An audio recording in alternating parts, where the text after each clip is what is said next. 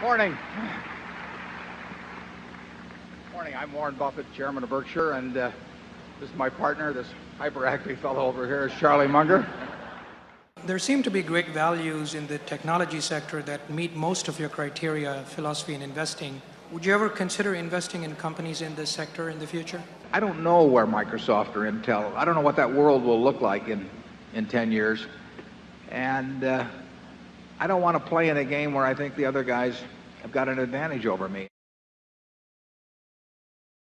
This is not like Olympic diving. In Olympic diving, they have a degree of difficulty factor. And if you can do some very difficult dive, the payoff is greater if you do it well than if you do some very simple dive. That's not true in investments. You get paid just as well for the most simple dive as long as you execute it all right. And there's no reason to try those 3.5s when you get paid just as well for just diving off the side of the pool and going in cleanly.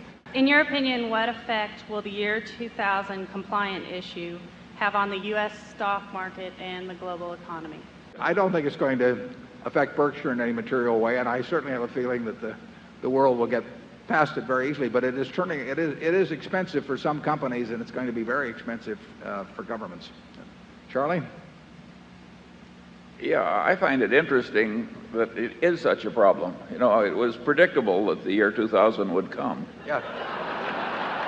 What criteria do you use to sell stock? I kind of understand how you buy it, but I'm not sure how you sell. Yeah. Well, the best thing to do is buy a stock that you don't ever want to sell. I mean, that's what we're trying to do. And that's true when we buy an entire business. I mean, we've bought all of Geico, or we bought all of See's Candy, or the Buffalo News. We're not buying those to resell. I mean, what we're trying to do is buy a business that we will be happy with if we own it the rest of our lives, and we expect to with those. I'd like your advice on how to understand annual reports, what you look for, what's important, what's not important. And then we see from that report whether the management is telling us about the things that we would want to know about if we owned 100% of the company. What you seldom see in an annual report is a sentence like this. This is a very serious problem, and we haven't quite figured out yet how to handle it. But believe me, that is an accurate statement much of the time. In the past, you've often said that the insurance operation is the most important business in Berkshire's portfolio.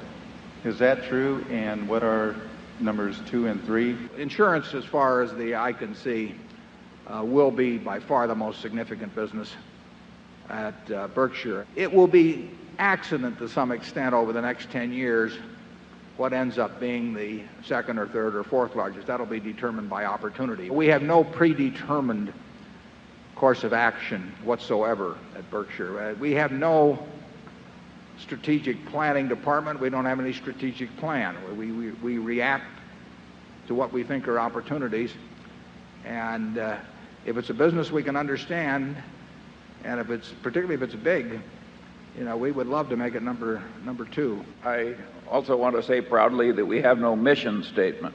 No. Everybody in this room's got to be wondering the same question. Who, in your opinion, both of you, is the next Warren Buffett? Mm-hmm. Charlie? Who's the next Charlie Munger? Well, let's try that first. That's a more difficult question. There's not much demand.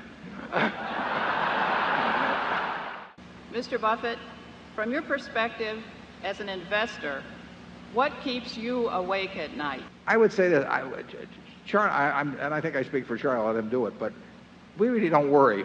If you're worried about something, the thing to do is get it corrected and get back to sleep. And I can't think of anything I'm worried about at Berkshire.